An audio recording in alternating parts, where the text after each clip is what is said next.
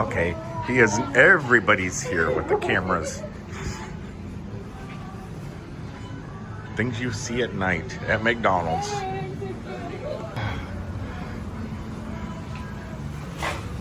Yeah, a new chef. We got a new chef here.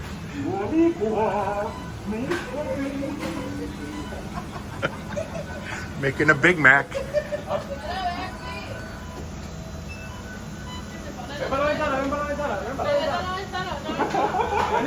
Late night fun at McDonald's. It is about 4 o'clock in the morning, and yeah, we know where the Grinch is. I have never seen a Happy Meal sell so much. I dare to say this could be McDonald's biggest Happy Meal. So I don't know how it is in your state or your city or anything. Our DoorDash is in an old Staples warehouse. So we come in here to this is kind of the trucking hub here of Orlando, just all warehouses. And Staples is now DoorDash here, and it's a fairly good size warehouse. I'll show you when I get up here. But they're fairly efficient. The only thing I wish was the parking where we load the cars was a little bit larger area, because sometimes it could get a little bit crowded. But as you can see, DoorDash, they even have the overnight drop box. Like say you got returns, you drop them right there. It's they got it figured out. I mean, when I first tried doing this, I went all the way over there at that way here, but they got it pretty much organized now where incomings on this side of the cones, outgoings on this side of the cones, and I wish they would mark it for new people, but that's why I'm making this video. This might be your the first time you see this video, you may be thinking about doing a DashLink, and you got to figure out how to do it. Sometimes it's not well explained, and you just kind of got to figure it out. But look at that. This is the loading area, and there's already cars here. And like I said, it's not a very large area. You just kind of got to find a place to park, and you just load. I'll show you how they bring the stuff out to you. And ooh, looks like we're gonna have a spot right up front because this car's moving.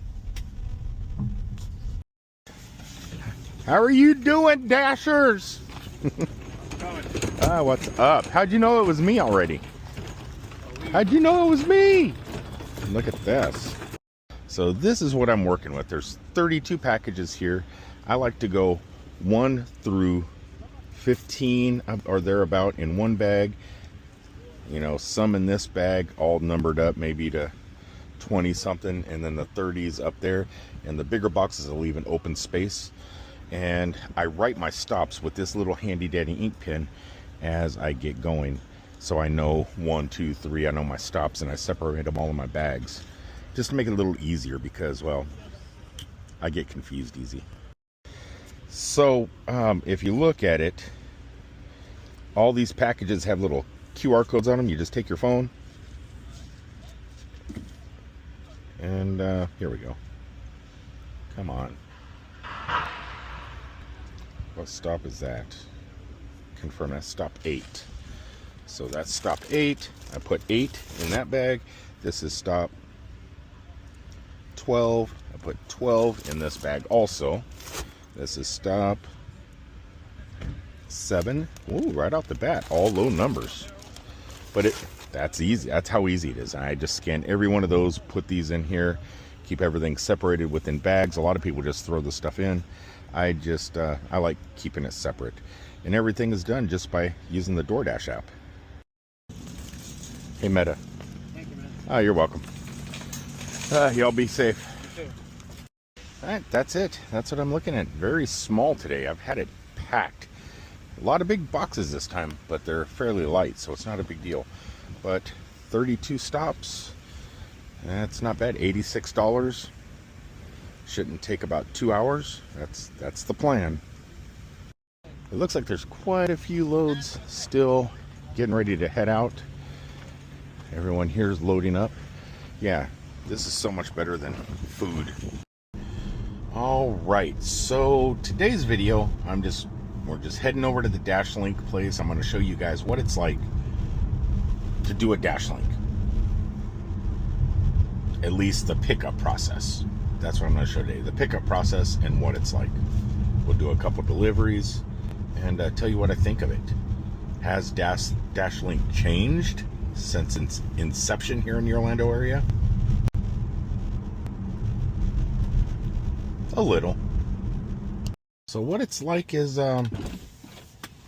what it's like when you deliver a load is I gotta try and do this without showing the address, but what you do is you just grab your phone, you continue, and then you look for the package, which mine is package number 2 because I've already done one. You just scan the barcode once again, and then you're done. Then you get to go deliver.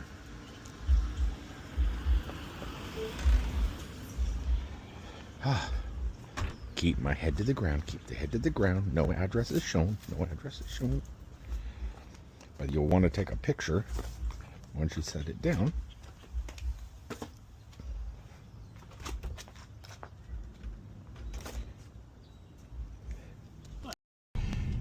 I mean, all you do is you just put the car on self-driving.